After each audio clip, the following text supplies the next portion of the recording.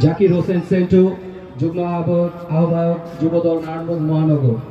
জনাব ফারুক হোসেন, সাধারণ সম্পাদক নারায়ণগঞ্জ মহানগর শ্রমিক দল। জনাব মনির মল্লিক, সিনিয়র সহসভাপতি নারায়ণগঞ্জ মহানগর শ্রমিক দল।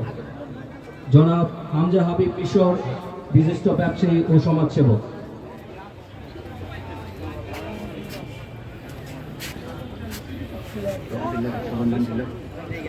শহীদুল ইসলাম, সমাজসেবক। জনাব অ্যাডভোকেট এস এম গালিব, আইনজীবী ও সমাজসেবক।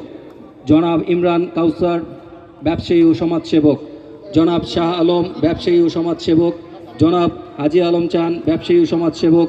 এছাড়াও আরও মঞ্চে উপস্থিত বিশিষ্ট ব্যক্তিবর্গ, প্রত্যেককে জানাই আন্তরিক অভিনন্দন এবং শুভেচ্ছা।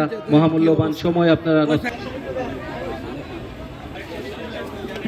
এই মুহূর্তে 102 রানে পৌঁছে গেল জিএস টাইটান।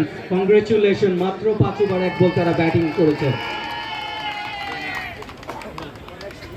হুজাইফা 8 বল থেকে 30 রান নিয়ে অপরাজিত আছেন। আলামিন আছেন 14 বল থেকে 33 রান নিয়ে।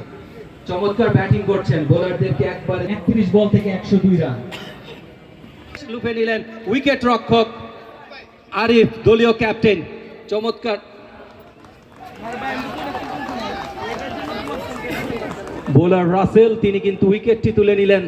এই হার্টথ্রব ব্যাটার